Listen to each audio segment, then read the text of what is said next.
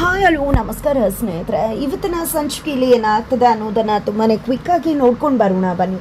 ಇಲ್ಲಿ ನಂದ ಅವರ ಬಳಿಗೆ ಗಿರಿಜಾ ಅವರು ಹೋಗಿದ್ದೆ ಮೀನಾ ಜೊತೆ ಕೇಶವನ್ನ ಕಳಿಸಿ ಅಂತ ರಿಕ್ವೆಸ್ಟ್ ಮಾಡ್ಕೋತಾರೆ. ಕೊನೆಗೂ ಕೂಡ ನಂದ ಅವರು ಗಿರಿಜಾ ಅವರ ಮಾತಿಗೆ ಒಪ್ಕೋತಾರೆ. ಇತ್ತ ಕಡೆ ಬೆಳಗ್ಗೆ ಆಗ್ತಿದ್ದಾಗೆ ಗಿರೀಶ್ ಅವರು ಹೊರಗಡೆ ಕಸ ಗುಡಿಸಿ ನೀರು ಹಾಕಿ ರಂಗೋಲಿ ಬಿಡಲಿಕ್ಕೆ ಅಂತ ಹೋದಾಗ ಪ್ರಿಯಾ ಬಂದು ಕಿತ್ಕೋತಾರೆ. ಬಟ್ ಇಲ್ಲಿ ಗಿರೀಶ್ ಅವರು ಇಲ್ಲ, ನಾನೇ ಮಾಡ್ತೀನಿ, ನನಗೇನು ಅಷ್ಟು ವಯಸ್ಸಾಗಿಲ್ಲ ಅಂತ ಹೇಳ್ತಾರೆ. ಮೀನಾ ಕೂಡ ಮಧ್ಯ ಬಂದು ಮಾವ ನಿಮ್ಮ ಕಾಫಿಗೋಸ್ಕರ ವೆಯ್ಟ್ ಮಾಡ್ತಿದ್ದಾರೆ, ಹೋಗಿ ಕಾಫಿ ಮಾಡಿ ಅಂತ ಹೇಳಿ ರಂಗೋಲಿ ಪುಡಿಯನ್ನು ಅತ್ತೆಗೆ ಕೊಡ್ತಾರೆ. ನಂತರ ಗಿರೀಶ್ ಅವರು ಹೊರಗಡೆ ಬಂದು ಅಮ್ಮನ ಜೊತೆ ಸನ್ನೆ ಮಾಡ್ತಾ ಮಾತಾಡ್ತಿರ್ತಾರೆ. ಅಷ್ಟರಲ್ಲಿ ಕೊನೆಗೂ ಇಲ್ಲಿ ಮೀನಾ ಕೈಗೆ ಸಿಕ್ಕಿ ಬೀಳ್ತಾರೆ. ಏನತ್ತೆ ಎಷ್ಟು ದಿನದಿಂದ ನಡೀತದೆ ಇದೆಲ್ಲ ಅಂತ ಕೇಳಿದಾಗ ನಿಜವಾಗ್ಲೂ ಗಿರೀಶ್ ಅವರು ಎಮೋಷ್ನಲ್ ಆಗಿಬಿಡ್ತಾರೆ.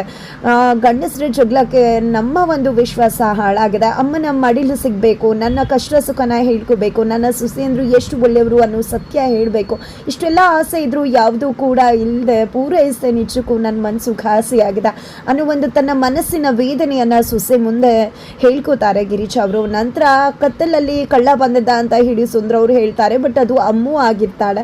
ಅಮ್ಮು ವಲ್ಲಭಂಗೋಸ್ಕರ ಅಂಗಡಿಗೆ ಹೋಗಿ ಶರ್ಟ್ ತೊಗೊಂಡು ಬಂದಿರ್ತಾಳೆ. ಮನೆಯವ್ರಿಗೆ ಗೊತ್ತಾಗಬಾರ್ದು ಅಂತ ಕದ್ದು ಮುಚ್ಚಿ ಮನೆ ಒಳಗಡೆ ಬಂದಿರ್ತಾಳೆ. ನಂತರ ಟೆರೆಸ್ ಮೇಲೆ ಹೋಗಿ ವಲ್ಲಭಂಗೆ ಶರ್ಟ್ ಕೊಟ್ಟು ನಿನ್ಗೋಸ್ಕರ ತರೋಕೆ ಹೋಗಿದ್ದೆ ಅಂತ ಹೇಳಿದಾಗ ಶರ್ಟ್ ನೋಡಿ ನಿಜವಾಗ್ಲೂ ಕೂಡ ವಲ್ಲಭಂಗೆ ಖುಷಿ ಆಗತ್ತೆ.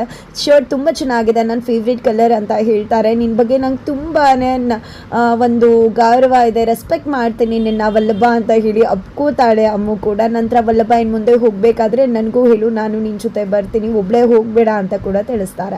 ಈ ಕಡೆ ಕಳ್ಳ ಬಂದಿರೋ ನೆಪಾನೇ ಇಟ್ಕೊಂಡು ಪ್ರಿಯಾ ಒಡವೆಗಳನ್ನ ಅಮ್ಮನ ಮನೆಗೆ ತಗೊಂಡು ಹೋಗೋ ಕೆಲಸಕ್ಕೆ ಮುಂದಾಗ್ತಾರೆ. ಮಾಧವ ಕೂಡ ಅದಕ್ಕೆ ಒಪ್ಕೊಂಡು ಎಲ್ಲರ ಮುಂದೆ ಹೇಳ್ತಾರೆ.